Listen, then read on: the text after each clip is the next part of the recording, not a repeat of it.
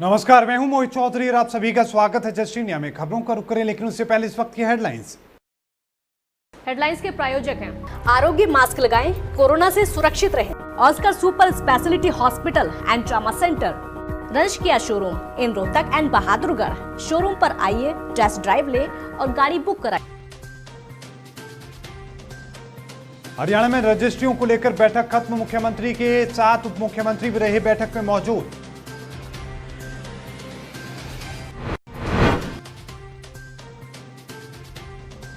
हरियाणा में कोरोना को मात देने के लिए सरकार कराएगी सीरो सर्विलांस, पेज ने दिए बड़े आदेश।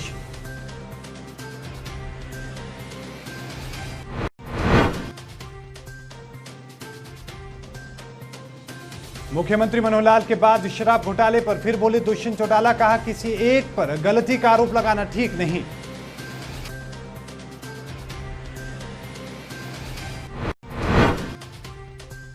और कुरुक्षेत्र पहुंचे बीजेपी प्रदेश प्रवक्ता डॉक्टर संजय शर्मा ने 15 अगस्त पर काले झंडे फहराने वालों को बताया देशद्रोही।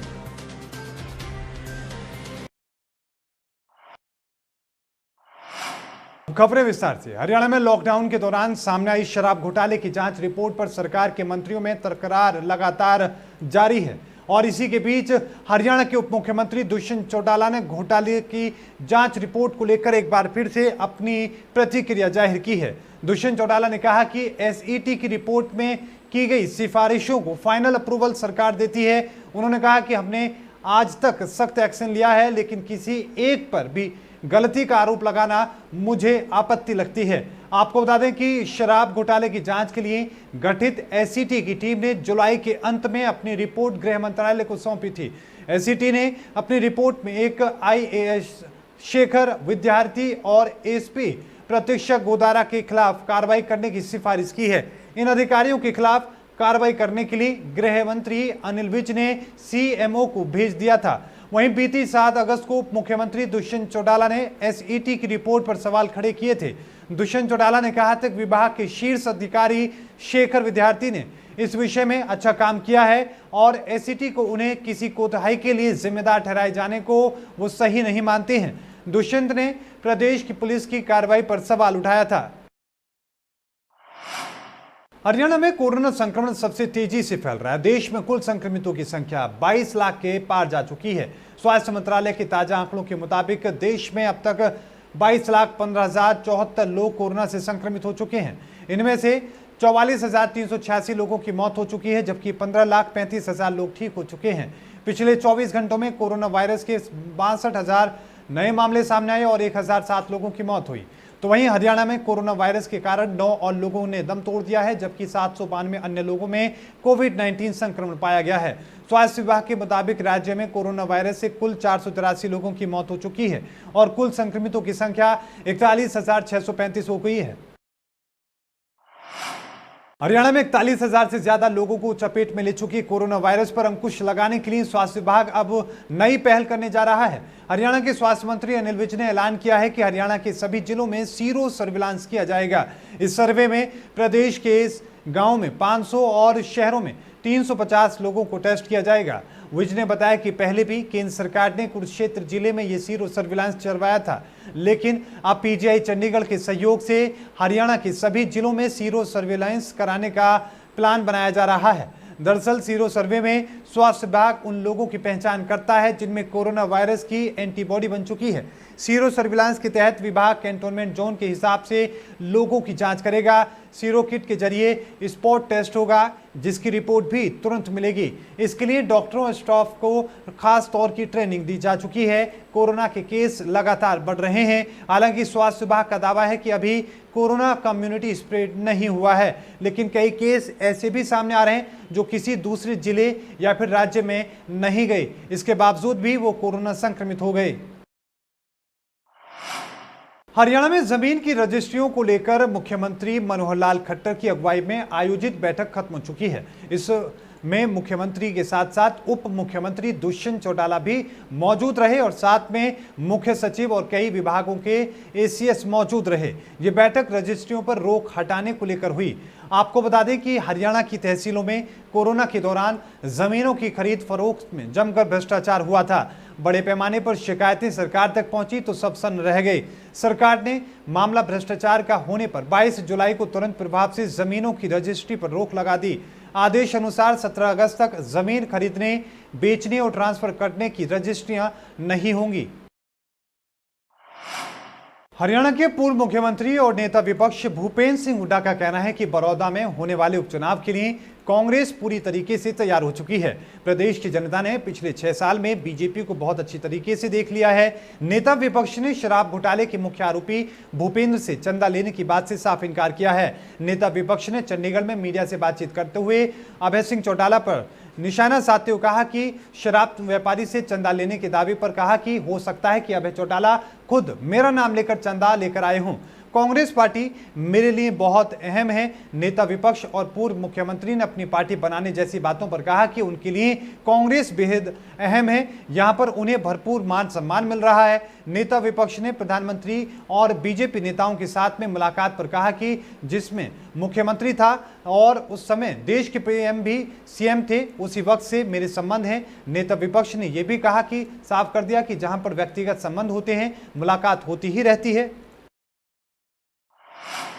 सिरसा नगर परिषद अध्यक्ष चुनाव की तस्वीर साफ हो चुकी है। नगर परिषद अध्यक्ष चुनाव को लेकर अहम बैठक हुई। बैठक में बीजेपी सांसद सुनीता दुग्गल, सांसद संजय भाटिया और हरियाणा लोकहित पार्टी के अध्यक्ष गोपाल कांडा की संयुक्त बैठक में हुई। मंगलवार को अध्यक्ष पद का चुनाव होगा। बैठक के बाद अध्यक्ष के लिए एक महिला पार्षद के नाम पर सर्वसम्मति बन चुकी है और इसी की घोषणा सांसद सुनीता दुग्गल और विधायक गोपाल कांडा ने की। 31 पार्षदों पर आधारित सिरसा नगर परिषद में एक पार्षद के निधन के बाद 30 पार्षद हैं।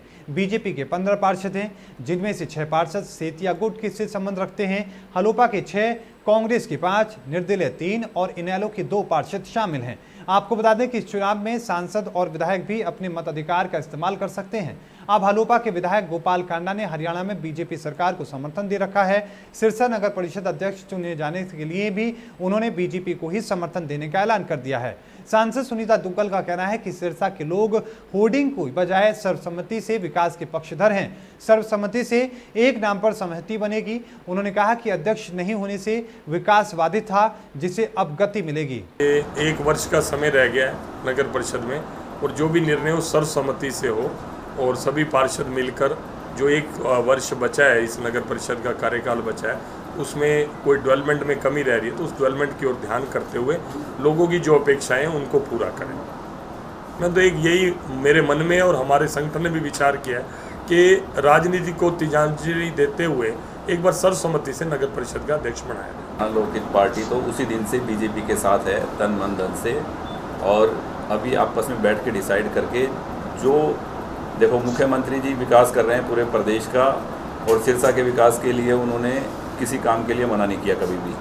तो सिरसा के विकास के लिए ही हमें चेयरमैन बनाना है, तो मैं उनकी बात को कोई इनकार नहीं कर सकता, क्योंकि जब हमने सपोर्ट दे रखी है, उनके साथ हैं हम, तो जो भी फैसला होगा मुझे मंजूर है। और भाई साहब बोले नहीं, मैं बोल रहा हूँ, बड़े मेरे आदरणीय चोपड़ा जी साहब बैठे हैं, भारतीय जनता पार्टी का ही हम चेयरमैन बनाएंगे।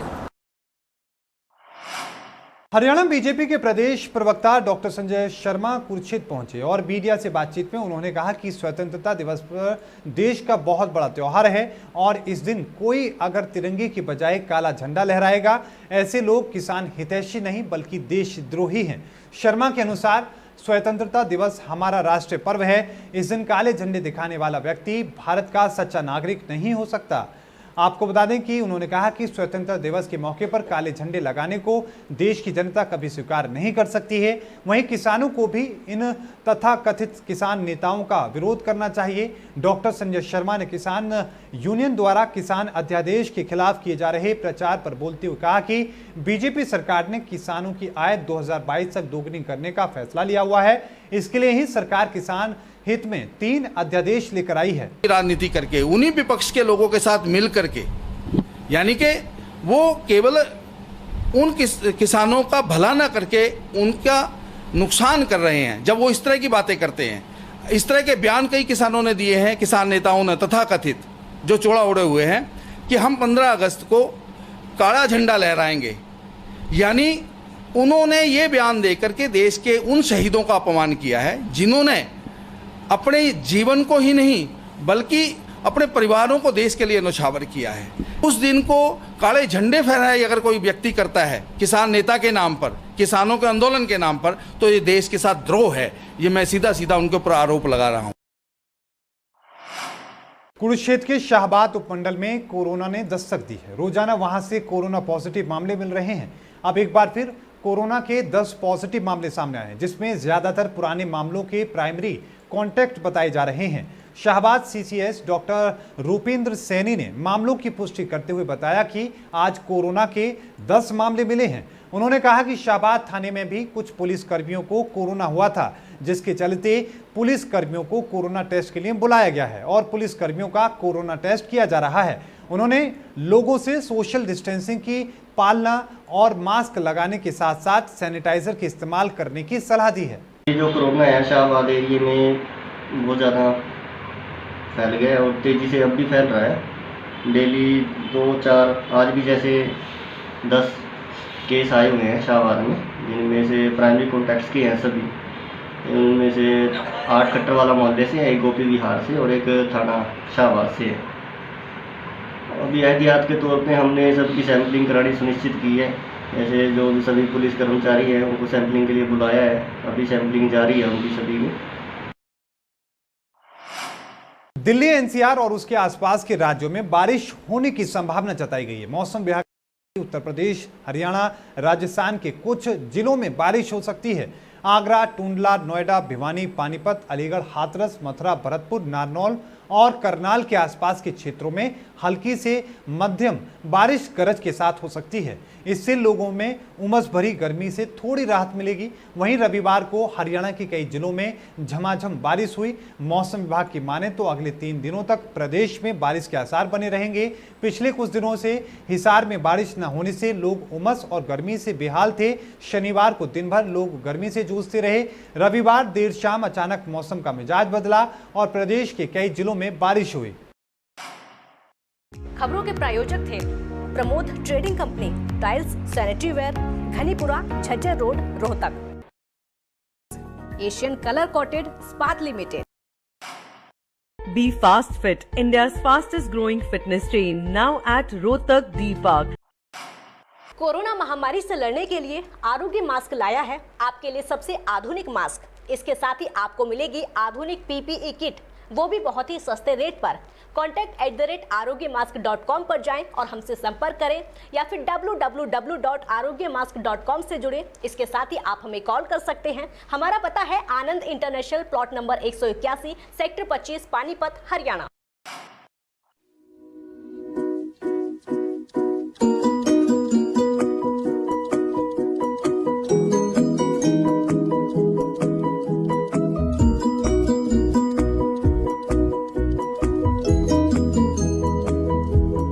मेडिफिल इंटरनेशनल, 7 शीतल कॉम्प्लेक्स, सुभाष नगर, रोहतक।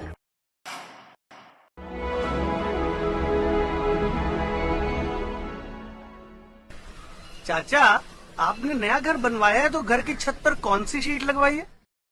बेटा, मैंने अपने घर की छत पर एशियन शीट लगवाई है, क्योंकि वो कभी न मिटने वाले ओरिजिनल निशान की चादरें हैं। साथ में ISI का चिन्ह, 5 साल की वारंटी के साथ साथ पैसों का सही मूल्य देने वाली वही इकलौती शीट्स हैं। क्योंकि नाम नहीं, पहचान जरूरी है। और इस बुलेटिन में अभी के लिए इतना ही। देखते रहिए जस्ट इंडिया। मुझे दीजिए इजाजत। धन्यवाद।